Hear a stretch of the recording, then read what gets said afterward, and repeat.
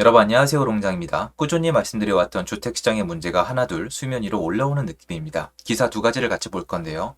요 기사랑 요 기사를 보면서 제가 좀 정리를 해드리고자 합니다. 원래 진짜 뭐가 문제인지, 그리고 해결 가능성이 있는지, 그리고 앞으로의 시장에 어떤 영향을 미칠지를 정리해보고자 합니다. 같이 한번 보시죠. 시청하시기 전에 구독하기, 좋아요, 멤버십 부탁드리고요. 멤버십은 매주 토요일 라이브를 진행하고 있습니다. 그리고 질문 몇 가지가 겹치는데 접수 기간은 9월 7일까지고요. 항상 이 이후에도 연락이 오시거든요. 그리고 이메일 상담 진행하고요. 이게 쉽지가 않습니다. 많은 분들이 힘들어하는 시기이기 때문에. 그리고 정규 강의는 제가 애착을 갖고 하는 이유가 그냥 그 기간 동안에 제가 하고 싶은 얘기를 다 한다라고 편하게 생각하시면 됩니다. 아무래도 제가 좀 돈을 추구하다 보니까요. 그거 참고하셔서 자세한 내용은 아래 링크에서 확인이 가능하세요. 원희룡 장관님, 주택 공급 위축 초기 비상 상황이다. 충분히 압도적으로 대응하겠다. 그래서 나온 대응이 비아파트 미분양 지원을 검토할 것이다. 이런 얘기가 나왔습니다. 사진에는 전문가 몇 분이 함께 동참을 하셨어요. 자, 첫 번째로 한 가지를 좀 짚고 넘어갑시다. 자, 미리 말씀드리지만 어떤 비난의 목적이 없습니다. 제가 의도가 없어요. 원희룡 장관님이 이 자리를 만든 이유가 여러분이 보시기에 정말 시장을 위해서 뭔가 하기 위해서일까요? 아니면은 정치적인 느낌이 더 강하실까요? 유감스럽게도 저는 정치적인 느낌을 지울 수가 없어요. 왜냐면 일단 문구를 보실래요? 변한 게 하나도 없는 게 여기 읽어보면 느낌이 팍 오셔야 돼요. 원장관님은 미분양은 시장에서 소화해야 하는 게 원칙이다. 전 이거는 문제 없어요. 충분히 분양가를 할인하고 임대 전환 등을 통해 자구 노력을 했는데도 전체 시스템에 부담이 오는 부분이 있다면 이거요. 최대한의 책임과 불이익을 준 상태에서 공공을 위해 개입한다는 게 원칙이다. 뭐냐면 싫은 거예요. 누군가 부동산으로 돈을 버는 거, 다주택자가 시장에 들어오는 거, 건설사가 돈을 버는 거, 전세 사기, 뭐 솔직히 그리고 역전세도 있겠죠. 그리고 이제 뭐 아시겠지만 무량판 구조, 이제 부실공사라고 해둘게요. 그리고 건설 노조가 있고요. 이거 말고도 뭐 양평 고속도로도 있고 되게 많은데 여러분이 느끼시기에 실제로 해결된 게 있나요? 전세 사기 얘기 더 이상 안 나오죠. 전세가 오르고 있습니다. 건설사 이제 진짜 집 안 지어요. 제가 농담이 아니고요. 정말 저 이런 적 처음 봅니다. 웬만하면 안 지으려고 해요. 아예 안 짓는다는 뜻은 아니에요. 그렇게 호도하면 안 되죠. 그런데 옛날에 비해서 사업 의지가 정말 없고요. 지금 건설사 여러분 잘 모르셔서 그렇지. 저도 신경 안 쓰면 모르는 부분인데 조그마니까 많이 망했어요, 이미. 이미 도산을 하고 있거든요. 건설 노조도 어영부영 넘어가고 있고 전 이것도 해결이 될 거란 생각은 하지 않아요. 근데 정치적으로 끄집어낸 거죠. 그리고 하나 더 말씀드릴게요. 주택 공급, 요 위기감, 이 문제점은요, 지난 정권에서부터 계속 있었던 거 맞죠? 동감하시죠? 지난 정권에서 뭐라 그랬죠?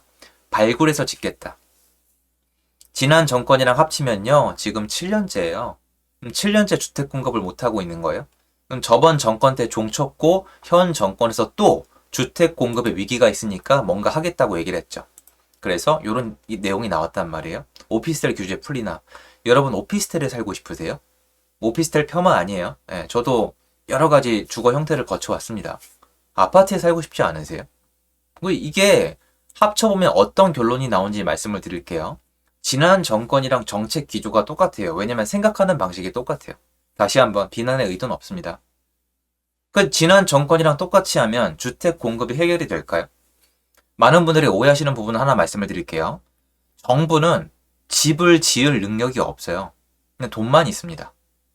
LH도 시공사가 아니에요, 여러분. LH는 시행사예요. 지금 시공사를 다 거의 반쯤 죽여놨거든요. GS건설 한번 봐보세요. 근데 이게 얼마나 정치적이에요. 뭐라고 하시겠어요, 저한테? 아, 저놈 저거 GS건설 편드는 거야? 또 GS건 이렇게 나가잖아요. 저도 아니에요. 근데 지금 누구 하나 안 도와주는 상황에서 시공사들이 집을 지을까요? 시행사들이 기꺼이 껴들까요? PF 대출을 풀어줬나요? 아니면 그들이 분양을 할 때 분양을 받아가는 뭐 정신 나간 투자자들 풀어줬나요? 대출을 풀어줬나요? 제가 시장에 참여하는 입장에서 시행을 하는 입장에서 주택을 공급하는 사람으로서 말씀드리자면은 단 한 가지도 도와준 게 없어요. 그냥 방관 중입니다. 충분히 압도적으로 대응하겠다? 저는 믿지 않습니다. 그리고 이미 늦었어요. 이것도 웃긴 거죠. 여러분 주택 공급에 몇 년이 필요한지는 지난 정권을 거치면서 여러분들은 다 교육을 받으셨어요. 최하, 진짜 그냥 말도 안 되게 최하 말씀드리는 거예요. 진짜 초인적 최하로 2년이에요. 원래 3년 이상 걸립니다. 근데 지금부터 충분히 압도적으로 대응하겠다는 건 뭐예요? 이런 게 나오겠다는 거죠. 예전이랑 똑같아요. 일단은 정치적으로 간을 보는 거예요. B아파트를 미분양을 지원한다? 야, 우리 미분양 지원해도 돼? 너네 욕할 거야? 너 이래도 표 줄 거야? 그리고 오피스텔 같은 것도 실적에 넣겠다는 거 아니겠어요? 원래 주택수에 뭐뭐 포함할지 솔직히 통계기관 마음이거든요. 이게 효과가 있을까요? 물론 지금 오피스텔 같은 거 분양권 잘못 손대서 힘들어하시는 분들 많은 건 저도 알고 있습니다만 그래도 우리가 진짜로 문제로 삼고 있는 건 아파트라는 걸 전 잊으면 안 된다고 생각을 합니다. 자, 그럼 어떻게 해결하는 게 좋을까요? 해결을 하기 위해서는 말 그대로 주택을 공급하고 있는 시장 있죠. 이거를 살려줘야 되는데 이게 지금 한두 가지가 문제가 아니거든요. 근데 지금 그런 건 손을 안 댄 상태에서 그냥 회의를 하시면서 앞으로 대응을 하겠다라고 말씀을 하고 계신 거거든요. 전국에 미분양 아파트 많아요. 근데 제가 혹시 오해하실까봐 말씀을 드리는데 지금 미분양을 지원해주라는 뜻이 아니에요, 저는. 그러니까 저는 이게 소용이 없다고 말씀드리는 것 뿐이에요. 이렇게 해봤자. 왜?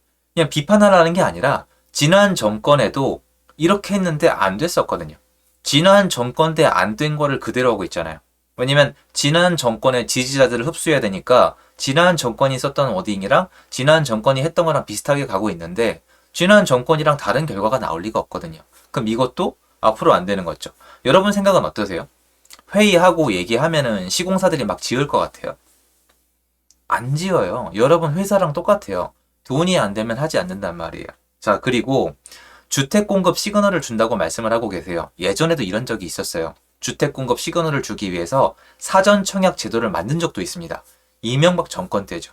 그런데 지금 시장에서 진짜 문제는 사실 이게 아니에요. 주택 공급은 늘리면 얼마든지 늘릴 수가 있습니다. 지금 시장의 문제는 뭐냐면 제가 계속 말씀드리지만 앞으로 다가올 전세 공급의 부족이에요. 그런데 지금 그것도 전혀 터치하고 않잖아요. 제가 이 얘기를 왜 하냐면 예전에 사전 청약이나 아무튼 주택 공급에 있던 시간차가 생겼을 때 여러분 보세요. 여러분이 당장에 주택 공급의 시그널이 왔어요. 앞으로 주택이 많이 공급이 되겠구나. 그거랑 실제로 내가 지금 거주하는 문제를 해결하는 거랑 다른 거 아니에요? 내가 거주할 곳 따로 주택 공급 시그널 따로예요. 맞죠? 당장에 내가 거주를 해야 되는데 월세가 계속 올라가고 전세 물건이 없어서 전세 가격이 올라가요. 내가 이사를 갈 데가 없어요. 근데 주택 공급 시그널이 온대요. 주택을 많이 지어주겠대요. 그럼 뭐 어떻게 해야 되는데요? 언제까지 기다리는데요? 그러니까 이게 뭐냐면은 일단 내가 거주하는 곳을 해결을 해준 다음에 그 다음에 주택 공급 시그널을 주면은 사람들이 비싼 가격에 집을 안 사요. 그건 분명히 맞습니다. 그런데 주택 공급 시그널만 계속 주려고 하면서 실제 내 거주 문제를 만약에 도와주지 않으면은 이건 해결이 안 돼요. 근데 지금은 일단은 괜찮죠.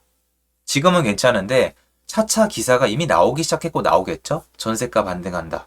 전세가 3중 가격이 점점 없어진다. 주택 공급 부족한 지역이 나오고 있다. 월세가 예전에 2배가 넘는데도 물건이 부족하다. 이거 아직 안 나온 거 많거든요. 앞으로 한번 지켜봐 주세요. 그러면 당장의 전월세, 내 실거주 문제가 지금 해결이 안 되는데 주택 공급 시그널이 더 중요할까요? 아니죠. 당장 내가 거주하는 게 문제가 되겠죠. 그래서 지금 박자도 안 맞아요. 실제로 첫 번째 타이밍도 지금 안 맞고요. 두 번째로 실질적으로 하고 있는 것들이 도움도 안 되고요. 세 번째로 사람들이 더 중요시하고 있는 얘보다 더 중요한 문제를 해결 안 한 상태에서 다음 문제를 보고 있는 거거든요. 그래서 이거는 저는 불안감만 조성할 거라고 생각해요. 앞으로의 시장에. 생각을 해보세요. 전월세가 만약에 반등을 시작하고 기존의 구축 매매가도 올라가요. 이미 어떤 지역들은 많이 올랐어요. 그런 상태에서 주택 공급 시그널을 한답시고 주택 공급 위축이 초기 비상 상황이다.